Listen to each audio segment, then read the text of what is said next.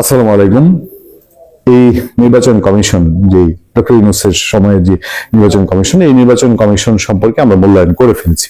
আমরা এর আগে বেশ কয়েকটি আলোচনায় বলেছি তারা বাংলাদেশের জনগণের আস্থা তৈরি করতে পারেনি, আস্থা অর্জন করতে পারেনি বলেই, এবং তারা কোনো ভাইব্রেন্ট না। এটা কেমন যেন একটা নিস্তেজ নির্বাচন কমিশন। এবং এই নির্বাচনে তাদের এই মানে কি বলে নিয়ন্ত্রিত নির্বাচন, সেটআপের নির্বাচন, এই নির্বাচনে তারা পর্যবেক্ষক আনতে গিয়ে একটা বড় ধাক্কা খেয়েছে। এক পাশা দিয়ে তো দেখিয়ে দিয়েছে, একটা ঘটনাই যথেষ্ট যে ইলেকশন কমিশন এসব পর্যবেক্ষক দিয়ে কারো একটি এজেন্ডা বাস্তবায়ন করতে চেয়েছে।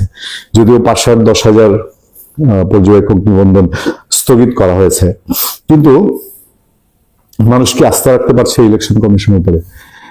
এই ইলেকশন কমিশনে আমেরিকা কোন নির্বাচন পর্যবেক্ষক পাঠায়নি, পরিষ্কার জানিয়ে দিয়েছে। জাতিসংঘ কোন নির্বাচন পর্যবেক্ষক পাঠাবে না, সেটাও তারা স্পষ্ট জানিয়ে দিয়েছে। এবার আমরা জানেন যে ভারতকে দাওয়াত করা নিয়ে তারা একটা বিচিত্র কাণ্ড করেছিল, এবং ভারতের সেই দাওয়াতের কাহিনী গড়িয়ে এখন আমার একটা ইন্টারেস্টিং জায়গায় গেছে।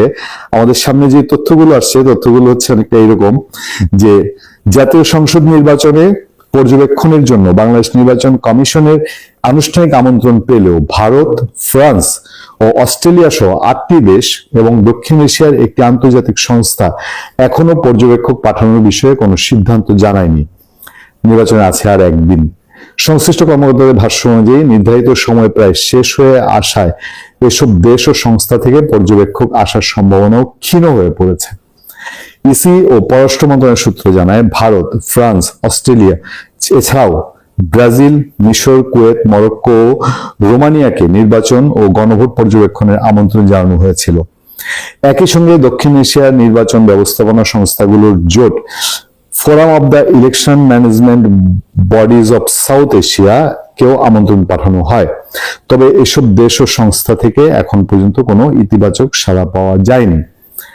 সরকারের দায়িত্বশীল এক কর্মকর্তা জানান, হাতে সময় আছে আর মাত্র 2 দিন। এই অবস্থায় সংশ্লিষ্ট দেশ ও সংস্থাগুলো পর্যবেক্ষক পাঠাবে এমন সম্ভাবনা খুব একটা দেখা যাচ্ছে না। মজার ব্যাপার কি জানেন, বাংলাদেশের মানুষের মধ্যেই তো একটা বিপুল জনগোষ্ঠীর আপনার এই ভোটের প্রতি আগ্রহ নাই। আর মানুষের আগ্রহ নাই তো নাই, এখন আবার আরেক অংশ উঠে পড়ে লেগেছে যে এই ভোটে যেন একটা অংশের ভোটার কম উপস্থিতি হয়। মানে ধরেন এই যে এমনি অর্ধেক জনগণের একটা ভোট হচ্ছে বাংলাদেশে, সেই অর্ধেকের মধ্যে আরো অর্ধেককে বাদ রাখার কথা। ফলে ডক্টর ইউনূসের সেই ঐতিহাসিক নির্বাচন, আনন্দ ঘন 100 বছরের ইতিহাসে সেরা নির্বাচন দেখার আগ্রহ বোধহয় বিশ্বের 8টা দেশ, তারা বুঝে ফেলেছে যে এই দেশে আসলে পরে এটা কি নির্বাচন হবে, এই নির্বাচনের তেলিস্মাতে কি হবে। আমার ধারণা কি জানেন, যেসব পর্যবেক্ষক এসেছে এইসব পর্যবেক্ষকও অনেকে নিয়ন্ত্রিত, তারা কারো হাতের পুতুল। আর যদি কিছু সত্যিকার অর্থে পর্যবেক্ষক এসে থাকে, সেসব পর্যবেক্ষকের রিপোর্ট যা বের হবে, এই রিপোর্ট বোধহয় ডক্টর ইউনূসের সরকারের হজম করতে নিশ্চয়ই খুব কঠিন হবে। আসন্ন 12ই ফেব্রুয়ারিতে যে প্রহসনমূলক একটি নির্বাচন অনুষ্ঠিত হতে যাচ্ছে, বাংলাদেশ আওয়ামী লীগ তা বর্জনের জন্য আপামর ভোটারদের প্রতি আহ্বান জানিয়েছে। কিন্তু প্রবাসে অধিকাংশ ভোটারই এই নির্বাচন বর্জন করেছে। মাত্র 3% প্রবাসী ভোটার পোস্টাল ব্যালটে ভোট দিয়েছেন, বাকি 97%ই দেয়নি। কেন এই অনুপস্থিতি? এটি কি স্রেফ কাকতালীয়, কারিগরি ব্যর্থতা, নাকি এর মধ্য দিয়ে আওয়ামী লীগের বর্জনের পাশাপাশি প্রবাসী ভোটাররাও একটি রাজনৈতিক বার্তা দিয়েছে? আপনারা জানেন যে দেশের বাইরে প্রায় 1.5 কোটি এলিজেবল ভোটার রয়েছে। যদি একটু কনজারভেটিভ এস্টিমেট করি যে কমপক্ষে 1 কোটি ভোটার রয়েছে বাংলাদেশের বাইরে, যারা পোস্টাল ব্যালটের মাধ্যমে চাইলে ভোট দিতে পারত। কিন্তু আমরা দেখলাম যে মাত্র 7,67,188টা ব্যালট 123টা দেশে অবস্থানরত প্রবাসীদের কাছে পাঠানো হয়েছে, কারণ তারা ভোটার হিসেবে নিবন্ধন করেছিল। এই 7,67,188টা ব্যালটের মধ্যে আবার 12,170টা ব্যালট তার গন্তব্যে অর্থাৎ ভোটারের ঠিকানায় পৌঁছায়নি। এই যে 170টি ব্যালট পেপার নষ্ট হলো, ভোটারের কাছে পৌঁছলো না, এর জন্য গচ্চা গেল 85,19,000 টাকা। যারা ব্যালট পেপার পেয়েছেন তারা হলেন 7,55,018 জন। তার মধ্যে 5,01,862টি ব্যালট পেপার বাংলাদেশে পাঠানো হয়েছে। তার মানে এখানেও প্রায় 1/3 ভোট দেয়নি যারা রেজিস্ট্রেশন করেছে। তো সব মিলিয়ে দেখা গেছে মাত্র 3 থেকে 5% ভোটার এই পোস্টাল ব্যালটের মাধ্যমে ভোট দিয়েছেন। বাকি 95 থেকে 97% এলিজেবল ভোটার ভোট দেয়নি। কেন দেয়নি? আমি কয়েকজনের সাথে কথা বলার চেষ্টা করেছি। অনেকেই বলেছেন যে তারা ডক্টর ইউনূসের অধীনে একটা ফ্রি অ্যান্ড ফেয়ার ইলেকশন হবে এটা বিশ্বাস করেননি। আবার ভোটার হিসেবে রেজিস্ট্রেশন করেছেন, ব্যালট পেপার পেয়েছেন, কিন্তু ভোট দেয়নি। এরকম কয়েকজন আমাকে জানিয়েছেন যে তারা শেষ পর্যন্ত ভেবেছিল যে এটা একটা ইনক্লুসিভ নির্বাচন হবে এবং এখানে আওয়ামী লীগও পার্টিসিপেট করবে। যেহেতু আওয়ামী লীগ পার্টিসিপেট করেনি, তারা নো ভোট নো ভোট। এবং এই ব্যালট পেপারটা নিয়েও সমালোচনা হয়েছে, বিশেষ করে গণভোটের যে ব্যালট পেপার তাতে কোনো সিরিয়াল নাম্বার নেই। এমনি সাধারণত সংসদ সদস্যদের জন্য যে ব্যালট পেপার তাতে সিরিয়াল নাম্বার আছে, কিন্তু গণভোটে সিরিয়াল নাম্বার রাখা হয়নি, কারণ এই গণভোট নিয়ে ব্যাপক কারচুপির আশঙ্কা করা হচ্ছে। জিয়া এরশাদের আমলে আমরা গণভোট দেখেছি, ইউনূসের আমলেও আমরা সেরকমই একটা গণভোট দেখবো। এবং আমি আপনাদের আগাম বলে দিচ্ছি যে কমপক্ষে 70% ভোট পাবে হ্যাঁ। আপনার তো যে কেউ ব্যালট পেপার ছেপে, এই গণভোটের ব্যালট পেপার ছেপে ভোট দিয়ে দিতে পারে, হ্যাঁ না দিয়ে দিতে পারে, কোনো প্রমাণ নাই যে এটা নকল না আসল। এই যে এত এত এত প্রবাসী ভোটাররা যে ভোট দিলেন না, সেটি নিয়ে কিন্তু ইতিমধ্যেই সমালোচনা শুরু হয়ে গেছে। অনেকেই আমাকে বলেছেন যে ভাই নির্বাচন তো হয়েই যাবে, আওয়ামী লীগ কি করলো? যারা আমাকে এই প্রশ্নটি করেন আমি তাদের জন্য বলছি যে আওয়ামী লীগ এই আসন্ন প্রহসনমূলক নির্বাচনকে কেন্দ্র করে একটি শান্তিপূর্ণ কর্মসূচির ডাক দিয়েছে। অর্থাৎ আপনি এই ভোটটি বর্জন করবেন, আপনি ভোট দেবেন না। মনে রাখবেন, ভোট দেওয়া যেমন আপনার অধিকার, ভোট না দেওয়াটাও আপনার সেম অধিকার। সুতরাং আপনি ভোট দিতে যাবেন না।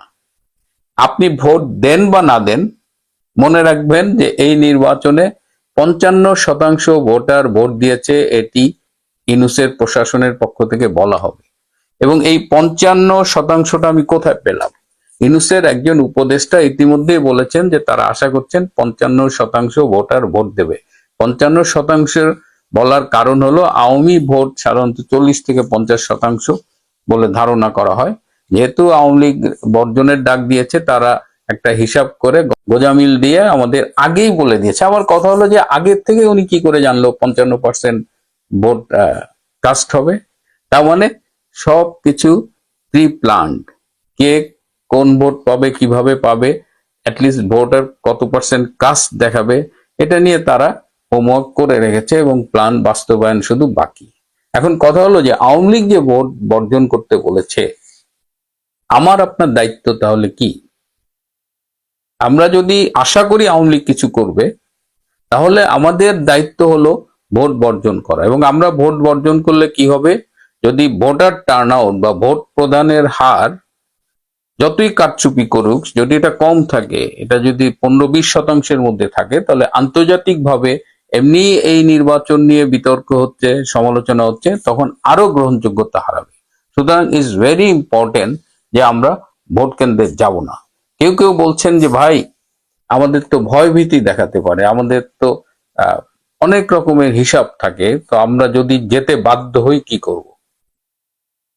সেক্ষেত্রে স্পষ্ট নির্দেশনা হলো যে গণভোটে না ভোট দিতে হবে এবং ব্যালটে যে কাউকে ভোট দিবেন জামাত এবং বিএনপি ছাড়া। এবং আপনি চাইলেও একাধিক লোককে ভোট দিয়ে ব্যালট পেপারটা নষ্ট করতে পারেন। আপনি আপনার কাজটুকু করেন, আমি আমার কাজটুকু করি, আমরা ভোট বর্জন করি, আমরা ভোট দিতে যাব না।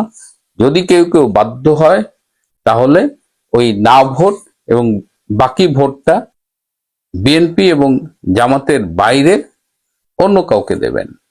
যে ব্যালটে নৌকা নাই সেই ব্যালটে ভোট দিতে যাবার কোনো প্রয়োজন নেই। একটা ন্যারেটিভ কিন্তু খুব পরিকল্পিতভাবে ছড়ানো হচ্ছে যে গত 17 মাস বিএনপি তৃণমূলে আওয়ামী লীগের নেতাকর্মীর উপর যে পরিমাণ অত্যাচার করেছে তাতে তারা কিছুতেই বিএনপিকে ভোট দেবে না, তারা জামাতকে ভোট দেবে।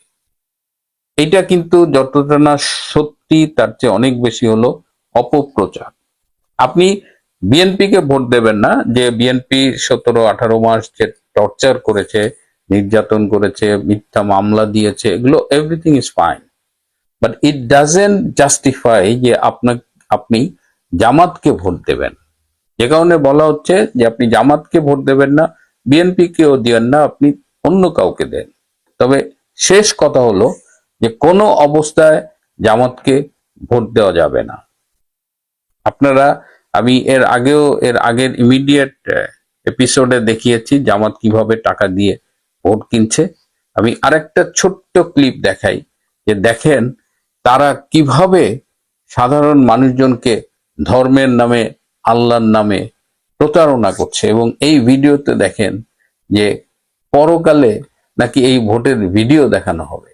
তাদের হাত দিয়ে দাঁড়িপাল্লায় সিল দিব না, করে তাদের সিল দিব, এটা কিন্তু আল্লাহ যাবত করে রাখছে এবং ওই ভিডিওটা কিয়ামতের দিন দেখাবে। প্রিয় বন্ধুরা, শেষে আবারও অনুরোধ করছি, নো ভোট নো ভোট। আসুন আমরা এই 12ই ফেব্রুয়ারির নির্বাচনকে বর্জন করি। আপনি যদি মনে করেন যে আপনি গণভোটে গিয়ে না ভোট দেবেন, আপনি ভোট দেন না দেন, গণভোটের ভোট তারা জালিয়াতি করবেই। আজ এ পর্যন্তই। ভালো থাকবেন, সুস্থ থাকবেন।